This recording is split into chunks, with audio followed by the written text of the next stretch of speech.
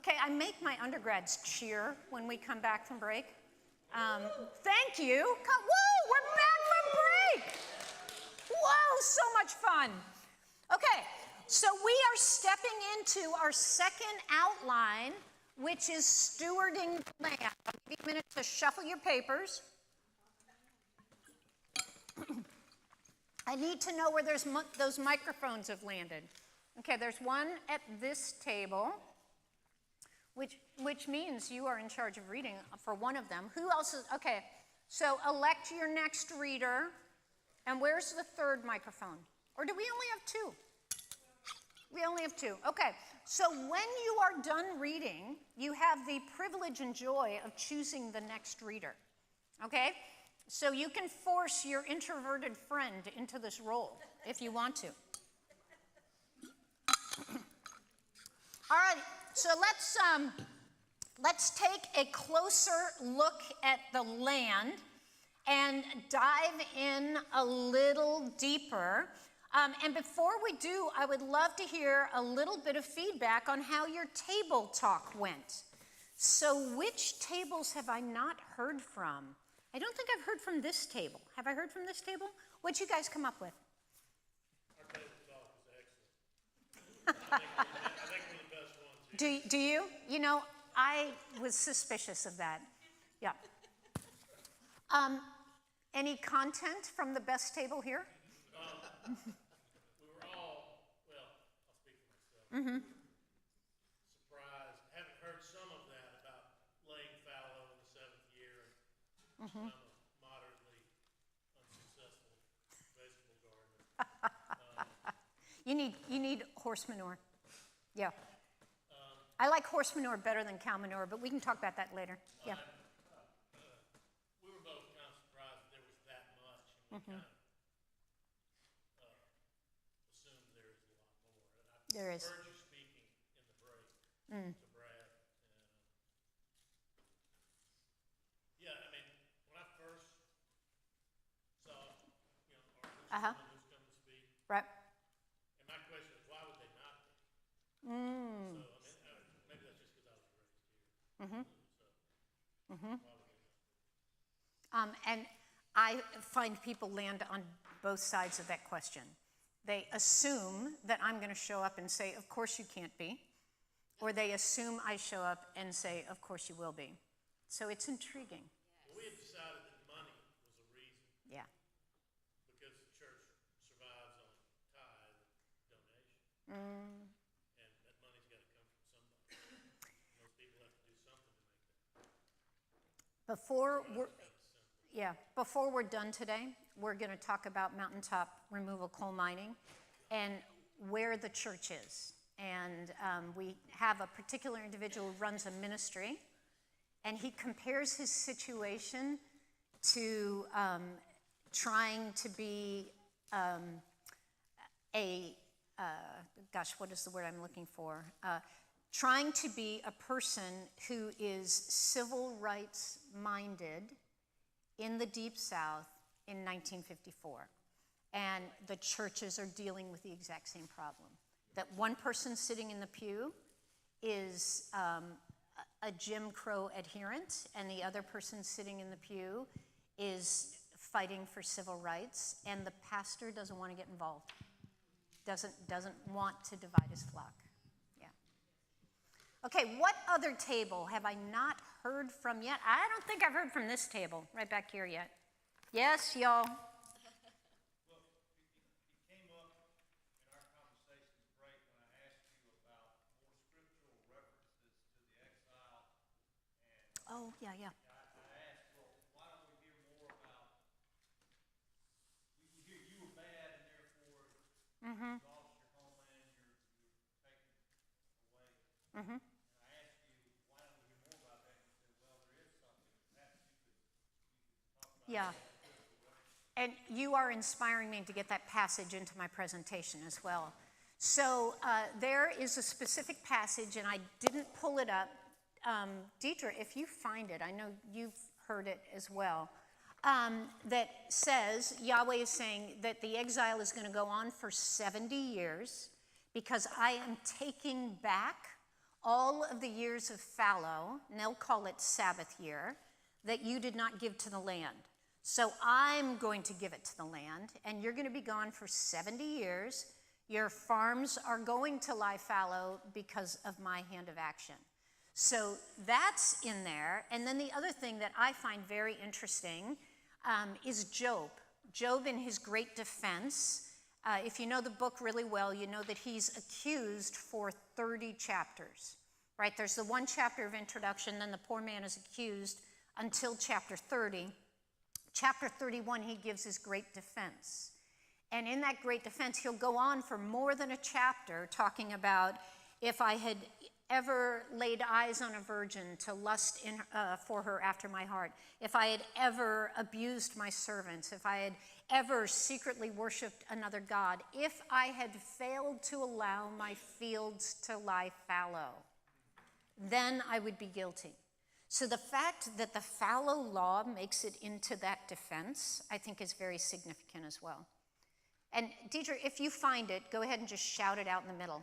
All right, I also wanted to introduce you. We have some guests here. Is Abby in the room?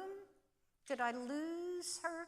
Okay, we have got a representative. Oh, I probably just called you by the wrong name Libby. See, Abby, 2 B's and a Y. I have seating charts for every one of my rooms because it's so bad. Libby says that you all know her, but I didn't know her before. And Libby is here representing the Audubon Society, and I want her to stand up, say hi, and also tell us some good news about the black bear. Go.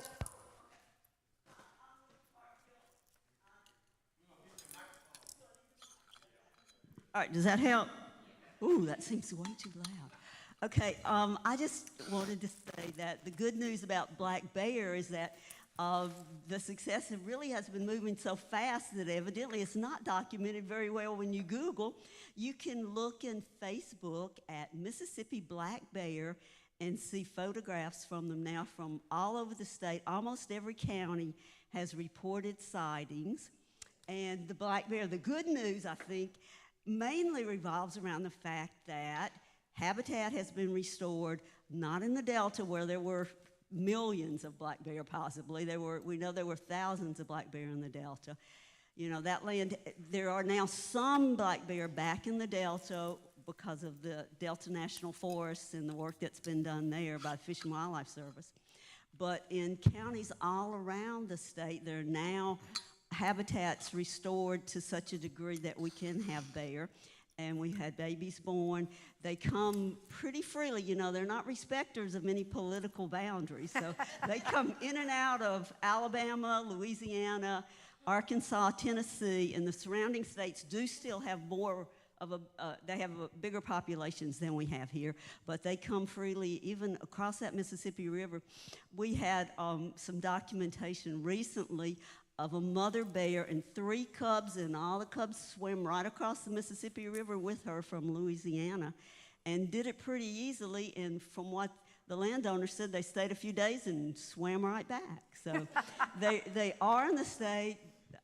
Evidently, they want to be here, but it is still tenuous, of course, because citizens like you have got to want them to be here, right? Yeah. Have to want them to be here, for them to be here, because every Tom, Dick, and Harry's got a gun in Mississippi, and they can all be shot, and that is still the most likely reason for them to die in the state is because and it's illegal to shoot them right now, but that doesn't always stop everybody. But anyway, I just wanted to share that. Thank you. Yeah, and I've got a book for you Okay. about Mississippi's conservationist Fannie Cook that we'll Thank have to you. give you. Very, very much. And if you want to talk more about Mississippi sandhill crane, Libby's the person to talk to. And if your kid is looking for an internship this summer to advance their opportunity to get into Ole Miss because they've worked with a biological organization, the Sandhill Crane Conservation takes interns. Just saying. Okay, let's take a look at stewarding the land. We're going to do it up close. We've already read this one, and I think it'll do us well to read it again. So who's got that microphone? Yes, sir. You'll have 2, just to warn you. This one and another one. Okay. You shall sow your land for 6 years and gather in its yield, but the 7th year you shall let it rest. Lie and follow, so that the needy of your people may eat, and whatever they leave, the wild animals may eat, and you to do the same in your vineyard and your olive grove. Thank you. All right, so this business of the field, the vineyard, and the olive grove, this is the great triumvirate of Israelite agriculture. So if you want to say everything you grow, you would list these 3 categories. The other very interesting thing about lying fallow, and do we have any farmers in the room, first of all? Do we have any children of farmers in the room? Okay, we're getting closer. Okay, good. I spent some summers on a dairy farm, but I do not claim to be a farmer. So most of this is book learning. But the deal is, when you allow a field to lie fallow, the smartest thing you can then do is release your livestock into the field during the fallow year. So your livestock now get the benefit of whatever's left over from last year's harvest and whatever springs up by itself. And your livestock, with their nice little hooves, they dig up the soil, they turn it over, and glory to God, they poop all over it, which is really, really good. And then they come back through and they dig the manure back into it. So the business of fallow, livestock release, and then the other thing the Israelites did, which we are finally learning, is crop rotation. And these things are well documented when you dive into the law codes of Israel, because they were functioning law codes. They were not just theoretical. And those 3 weapons of the early organic farmer, because of course there are no chemicals at this point in time, kept their soil healthy, kept it producing. And honestly, currently the organic industry is rediscovering all of these realities, because we have learned the hard way that not rotating and relying wholly on chemical fertilizers and pesticides eventually strips the soil. So let's take a look at this one, the follow-up to our first passage. Do you want to grab that one as well? I know you're having a little trouble with the screen there. Oh, thank you. And you're chewing. Yummy. Okay. Exodus 23, 10 through 12. 6 days you shall do your work, but on the 7th day, on the 7th you shall rest, in order that your ox and your ass may rest, and the son of your female servant and the immigrant may be refreshed. All right, and I thought I had changed out the wordy-dird for donkey. So first of all, I think it's apologize that I made you swear in church. Okay, so one of the reasons I wanted you to hear the rest of this is that it is the farmer who is resting, it is the land who is resting, it is the domestic creature that is resting, and it's the servant and the immigrant that is resting. And it's this recognition that move toward a Sabbath ordinance is good for everyone. And the other reason I wanted you to see this is this is the Sabbath ordinance. This is part of Israelite law. This is part of the Big Ten, right? Big Ten Commandments. And, I'm sorry? Okay, shout it. Do you have the passage? Shout it out for us. Okay. Jeremiah. He took into exile the Babylon, those who had escaped from the sword, and they became servants to him and to his sons until the establishment of the king of Persia, to fulfill the word of the Lord by the mouth of Jeremiah, until the lands had enjoyed its Sabbath. Okay, thank you. And I think there's another one too. I'm gonna. Oh, 2 Chronicles. Okay.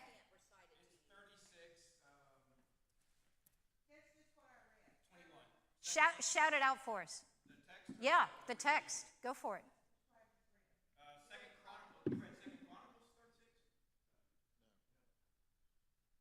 2 Chronicles 36:21 says, "This fulfilled the word of the Lord to Jeremiah,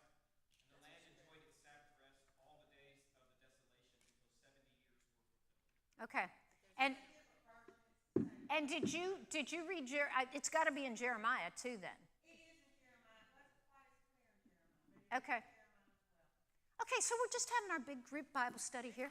This is awesome. Yes, sir. They are. It depends which law code you're reading. And there's always this recognition with the law codes that this is one representation and there are attached realities. I mean, that's part of the corpus. So if I were reading Leviticus, the male servant and female servant would be named. So yes, good question. But they're all allowed this Sabbath rest. And here's the connection. Israel is being commanded to let its fields rest, and its livestock rest, and its slaves rest, in order to keep covenant law. This is not a do this if you feel good. This is not, oh shoot, I didn't get my workout in today. Or, I meant to be keeping my low carb, high protein diet today, but I blew it. This is one of the 10 commandments. So it's serious stuff. That's why I wanted to make that connection. Okay, so let's talk about agricultural law in Israel. I have a very strange expertise in the economies of the ancient world, which means I spent tons of time in agriculture, livestock, all that sort of thing. So agriculture in Israel is going to be based on the Sabbath ordinance. Do not take from the land everything a populace could. I'm going to argue to you that that is the ideological principle that needs to move forward in a 21st century farming. I want you to realize that long-term fertility is the ultimate goal in all of these legal declarations. Long-term fertility, the goal, which is going to limit short-term yield and short-term profit. The number one pushback I'm going to get when I talk about sustainable land use is going to be, but there are hungry people out there. There are poor people out there.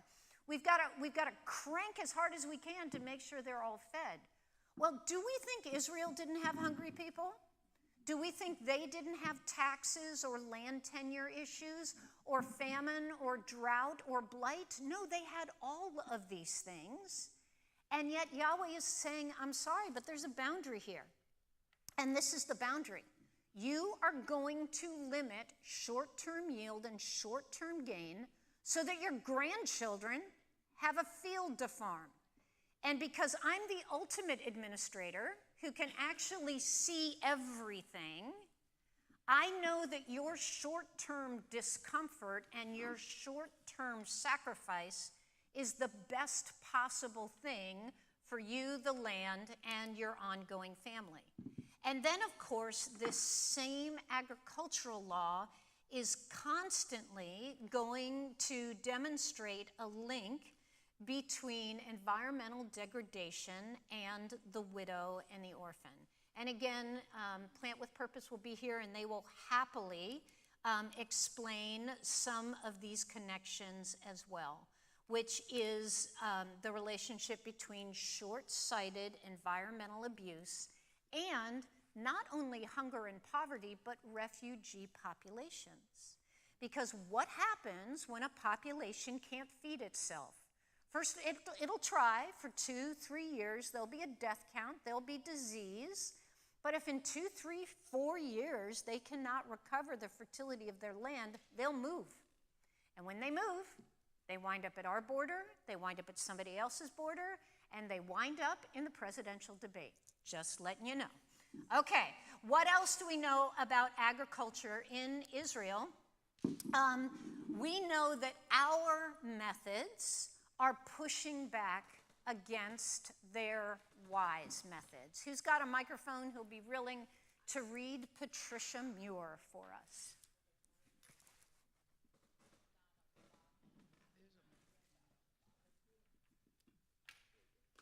I see a light. Okay. Relying wholly on non-organic chemical fertilizers leads to decreased fertility and eventually sterility. Essentially, as growers add inorganic fertilizers without due attention to organics, they step into a one-way street. They need to add ever-increasing amounts of fertilizers to sustain their yields. This is going to be demonstrated in one of our case studies in Punjab, India, but we could demonstrate it all over our country. And one of the results, really attentive moms, you are aware that an apple that has been harvested from a non-organic orchard that has stood for 60 years is going to have as much as a 60% reduction in nutrition as an apple that has been harvested from a long-standing organic orchard. Why is that? Because an apple can only have the same amount of nutritional value as came from the soil that it was grown from. So we can prop up that apple tree, we can force that apple to turn red, but we cannot restore nutrition without healthy soil. That seems pretty obvious. All right, this one's going to be hard to read, so I'm going to read it for you. Pavan Sukhdev. This is the TEEB, the International Economics and Ecosystem and Diversity Report. This one's coming from 2008, so it's growing old now, but the statement still stands. Poverty and the loss of biodiversity are inextricably linked. The real beneficiaries of many of the services of ecosystems and biodiversity are predominantly the poor. The livelihoods most affected are subsistence farming, animal husbandry, fishing, and informal forestry. Most of the world's poor are dependent on them. So this business of maintaining a region such that it can continue to produce agriculturally and has regions that are protected from agriculture, specifically the regions along the edges of waterways, and dividing up fields by brush lines that allow birds and bats and insects to actually move back and forth across the field and allow native species to have a thoroughfare where they're not visible and are willing to move. These are the things that keep land healthy. But they are also the things that mean I have not harvested to the very corners of my field. Do you remember this from the Deuteronomic law? I've not plowed all the way to the edge of the river. I've not plowed down all of the tree lines that separate my fields. And in doing that, I've not been as productive as I possibly could be. But what Yahweh is saying to his farmers is being as productive as you possibly can be ultimately results in non-productivity. Okay, what else do we know about agricultural law? I've done this one, I've done this one. Sorry, I think some of my updates didn't go through. Let's look at this. Restrained production and consumption. The backbone of Sabbath law is I stop working. This is very hard for me. I'm just going to stand before you. My name is Sandy, and I'm a workaholic. Okay? My family has to pry me away from my computer. I will not only work till 11 p.m., I will then head into my garage and do my workout. And then I can't figure out why I can't sleep at night. What is that about? Okay, so restrained production is not a part of my natural makeup. Restrained consumption, I'm a little better at. But can I talk to you about American culture for a moment? And American culture that I have inherited and caught. And that is the reality that restrained production and consumption, I stop working at sundown before the Sabbath. That's what I'm supposed to do. I don't work all day on the Sabbath. That's what I'm supposed to do. Therefore, I don't consume anything new on the Sabbath either. That's what I'm supposed to do. These are not a part of the profile of the American. In fact, we consider that word called lazy. So our societal norm is a capitalism and a consumerism that has no boundaries. I'm going to argue that to you. And I'm going to tell you that if Jeremiah was walking down Main Street, this might be what he's yelling at us about. But because it's become a cultural norm, we don't ever even think about it. We are told from the most tender of ages, through every means of communication possible, that the American dream is to produce as much as we can, as often as we can, and our consumption rides just behind. We do not stop until we have squeezed every minute out of every work week, and we don't stop until we have squeezed every dollar out of our budgets and gotten the very best deal for everything we've purchased as well. I'll actually talk about consumerism a bit in the book. There's a section on it. And therefore, we struggle with a type of restraint that is actually commanded in Sabbath law. Not only do we struggle with that kind of restraint, we also struggle with this idea that I am responsible for how stuff got to me. I am responsible for how stuff got to me. Yeah, especially now. So if my $2.59 a gallon gasoline can't fathom that, I'm in California. If it got to you by stripping an entire ecosystem, I'm responsible for that. If the agricultural product that wound up in my super Walmart that costs a fraction of what it would have cost my parents got to me by means of collapsing 6 agricultural communities and replacing them with a corporation, I have responsibility for that. The story that I'm going to tell you in the book actually is a woman. She's an Old Testament scholar in Athens, not Georgia, Athens, Greece. And she gave a presentation at one of our evangelical theological societies on consumerism as a sin. Can you imagine that? I mean, what? I'm an American. Consumerism can't be a sin. And she talked about how our desire as consumers is to get the biggest bang for our buck, right? Hey, I'm a mom. Hey, I'm a professor. I don't live on big money. Getting the biggest bang for my buck when I hit the stores seems like responsible behavior to me, right? You probably too. So she talked all through that, and we were like, I don't understand your point. And then she said, so let's pause and turn the page here. And let me tell you what I do for a living.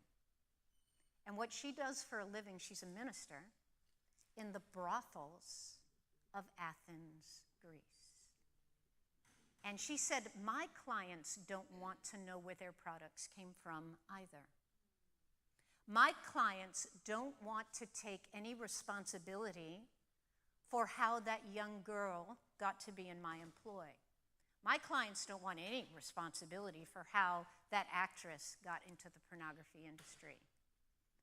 And all of a sudden, the entire room went silent. And there were about 2,000 people in that room, like no breathing, yeah? Because all of us had a worldview makeover. Okay, so if that client isn't responsible for how that young woman got in that brothel, then does that mean I'm not responsible about how my fossil fuel got in my gas tank? It's a challenging topic. I'll let you think about that one. Okay, restrained production, restrained consumption, these are the Sabbath law. And as a result, what we see in Israel's commands is that economic security or growth was not a viable excuse for the abuse of the land, which again is a very un-American ideal. And I'm an American, and I'm proud to be an American. I'm a Navy brat. I'm not only an American, I'm a military American. But these laws come from that other kingdom that I am a citizen of. What is the rationale? Because I am Yahweh, says your God, and the land is mine. The land is mine. So as I think back to the days when I was renting apartments in my early single life, if I had trashed that apartment, I would have surrendered my security deposit.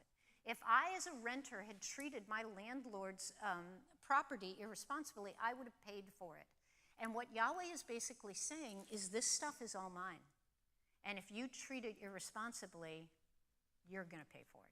This is the message. Okay, let's take a look at a case study.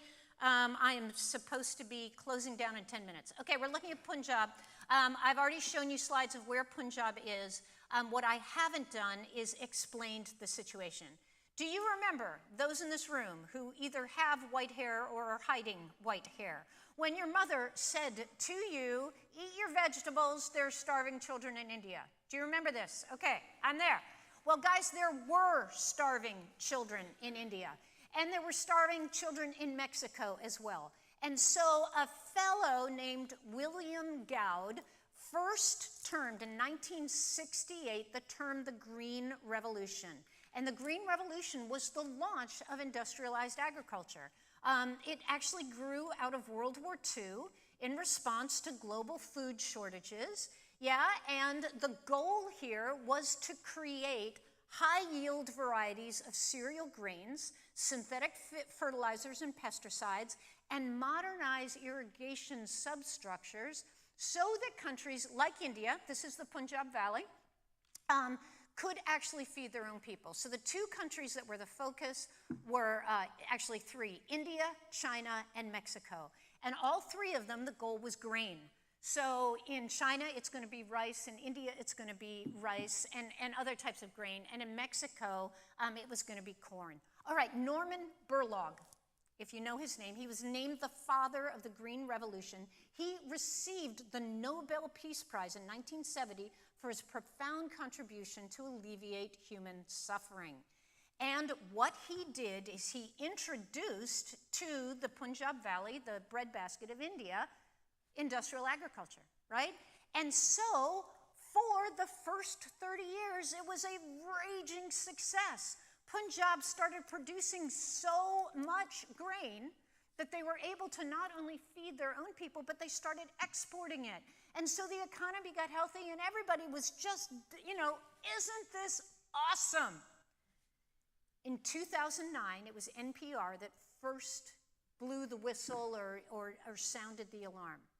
That 30 years after the revival, Indian farmers were now using 3 times as much chemical fertilizer to produce the same amount of grain. If you know a farmer, you know this story.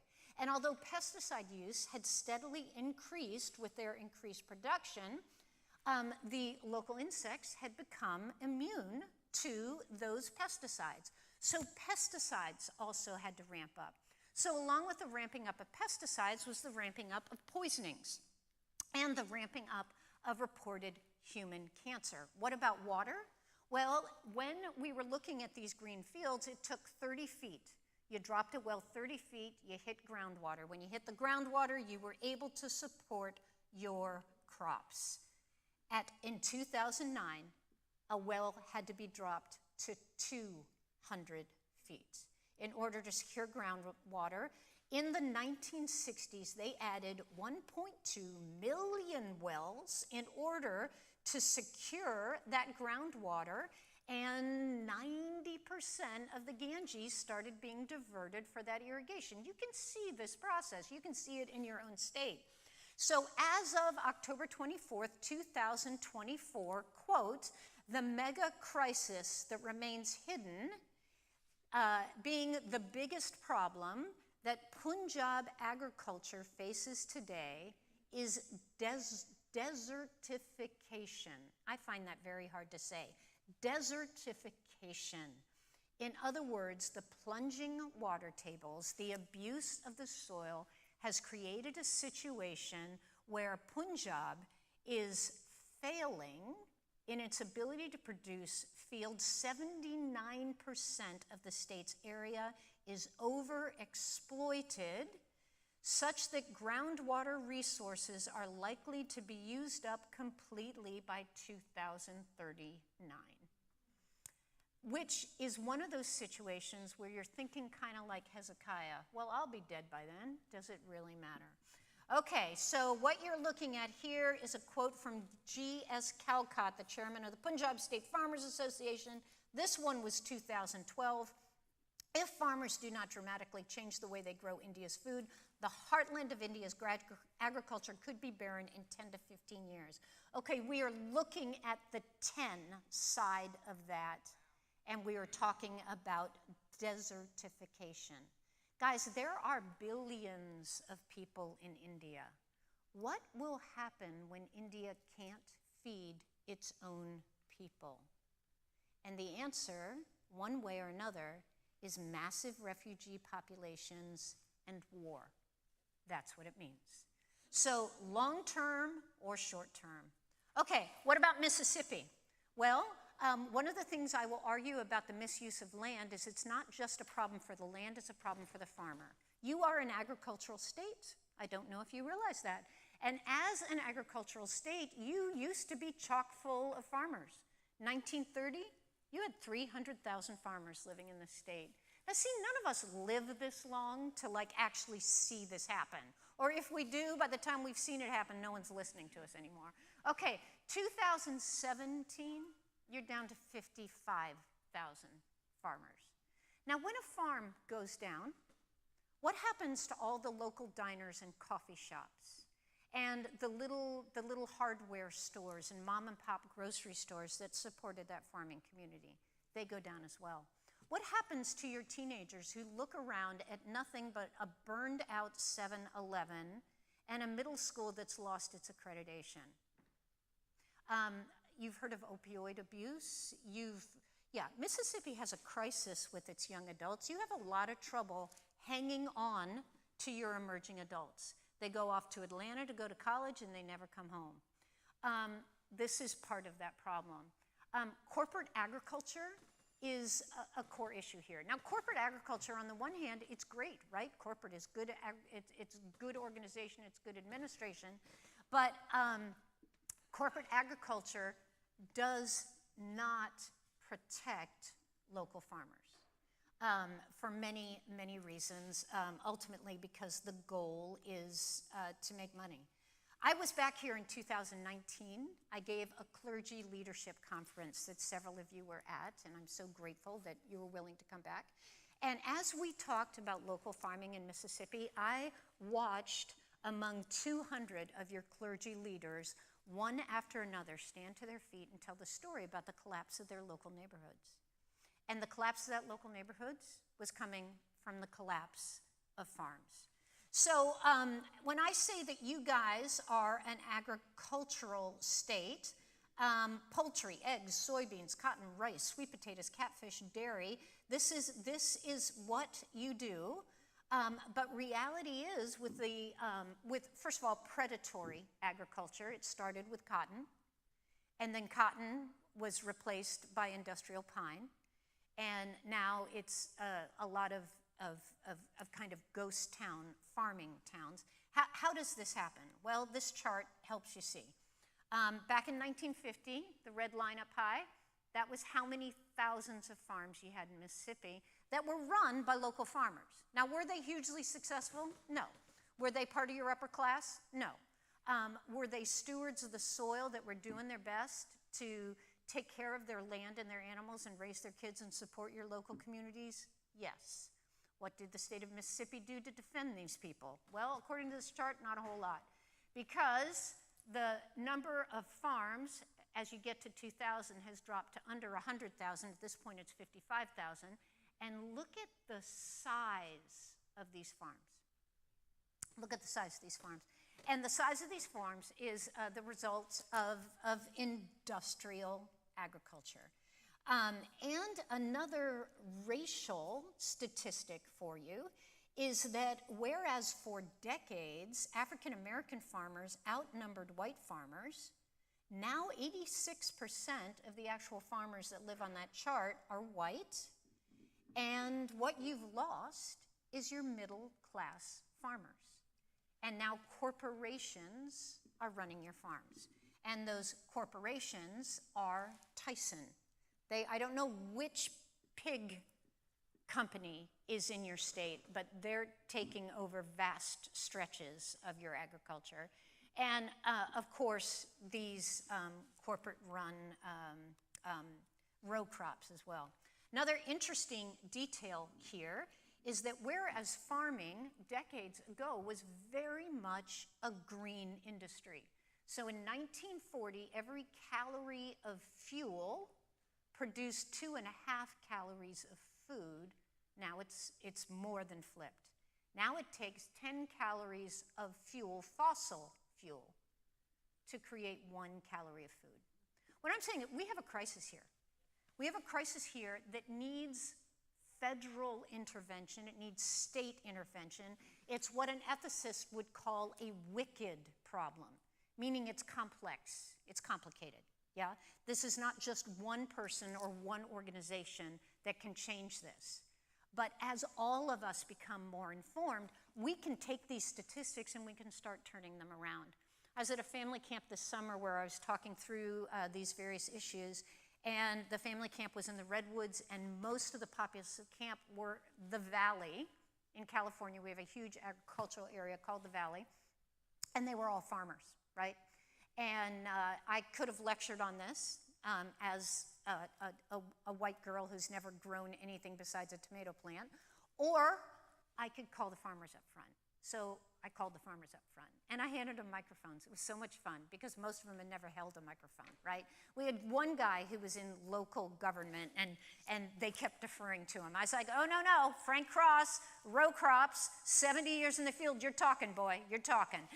And so these guys explained the heartbreak of a life and a legacy gone. And I'll end with a life and legacy, and we'll break for lunch. This is one case study. We've looked at Punjab, that was row farming. This is dairy farming. And Jim Goodman is the man of the hour, and he published a letter in 2018 in the Washington Post. I came across it in my research, and I wept over his letter. And so he wound up in the book. Okay, the local farmer, what is the deal? This is a dairyman. And as you can see from the title of his article, he had been in the business for 40 years. As he will testify, we have reached a place in our society where the small family farm simply is not economically viable. Now, we could stop and say, well, then we need to move on. We need to grow with the times. Well, guys, in the UK and in Europe, this is not the case. In the UK and in Europe, they protect their farms. And they actually put a limit on how many acres can be controlled.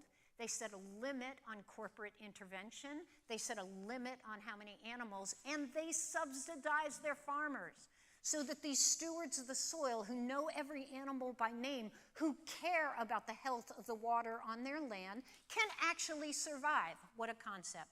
Okay, so this guy is living out these statistics. And the statistics are coming from Wisconsin, which is a dairy state.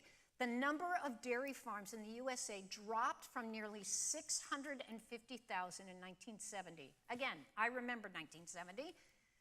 Dropped to 40,000 by the end of 2017. And these statistics are coming from the Department of Agriculture. I'm not making this stuff up. Whereas in 1987, half of American dairy farms had 80 or fewer cows. 80 is actually a lot of cows for a family farm, but 80 or fewer. As recently as 2012, the average farm had 900. Have you guys seen the mechanical, what are they? They look like carousels in which cows are now milked. By the hundreds and by the thousands, never touched by a human hand. So Jim wrote his letter, and I'm not sure. Does anyone feel confident seeing that print that you could read for us? Or can you see it, Deidre? Take your time. This is coming out of his letter. I sold my herd of cows this summer. The herd had been in my family since 1904. I know all 45 cows by name. I couldn't find anyone who wanted to take over our farm. Who would? Dairy farming is little more than hard work and possible economic suicide. So pause there. Goodman is now going to tell the story about how he had to auction off his farm and his equipment. And he talks about how he couldn't watch while his cows were being loaded on the truck. So he milked them for the last time, left the barn, got in his truck, and drove away. And this is his quote. Being able to remember them as I last saw them, in my barn, chewing their guts and waiting for pasture is all I have left. Now, Goodman is clearly a capable businessman. He survived the collapse of the 80s. He made it into the 2000s. He understands the realities of supply and demand, farming legislation, and politics. But as he states in this letter, he understands that farmers are becoming obsolete. Now, that makes me mad. Farmers are becoming obsolete. And that because the industrialization of farming has forced out smallholder farmers all over this country, we have essentially desert areas filling all of these spaces. And as you know as well as I do, those spaces are being filled with things that are destroying the souls of humanity. So, Deidre, keep reading for us. When I started farming in 1979, the milk from 45 cows could pay the bills, cover the new machinery and buildings, and allow us to live a decent life and start a family. And you got one more. The 1980s nearly ended that. 250,000 farms died that decade, and more than 900 farmers committed suicide in the upper Midwest alone. Let's pause over that for just a moment. Why are they committing suicide? They're committing suicide because the legacy of their family, their clan, the patrimony they were born on, where their children were born, a herd that had produced cows that have been in the family since 1904 was gone. And all the hard work in the world couldn't stop it. And so last one. The despair is palpable. Suicide is a fact of life. Yeah. So Goodman credits this ending to ineffective, I'm quoting, ineffective government subsidies and insurance programs, which are, quote, worthless in the face of plummeting prices and oversupply. Of course, as I've said, when a farm goes down, a community goes down. And when I hear this kind of testimony from a guy like Jim Goodman, what I hear are the voices of the widows and the orphans of the modern era, and I wonder who's going to speak up for them. Who's going to speak up for these people? And you see this little brand at the bottom, the NFFC. I update all my stuff, except for my black bears, apparently, every time I speak. And so I searched Jim Goodman a few days ago to find out if I could get any update on him. Well, this man, and I'm so proud to say this, he walked away from his patrimony and he founded the National Family Farm Coalition. And so he is actually organizing a grassroots political movement to start fighting for the family farm. And if you've ever known a farmer, you know, if you've got a grandfather in your life who can tell you exactly what the back 10 will produce, who knows exactly what this creek does and when it does it, who knows, who can look at a cow and say, tomorrow that calf is coming. If you've ever known those people, those skills, that intuition, where are we going to be when we don't have a farmer left? I panic over these things. So he's created this little organization. It doesn't exist in Mississippi yet, but maybe it will. Maybe one of you will. So this is the question I want to ask you. So your job now is to ask this question over lunch, because we're going to take our lunch break now. And the question is, do you have any farmers in your life? Tell the group about them. Are they still farming? Why and why not? Okay, so we are ready for lunch. I don't know what the logistics are. Someone does.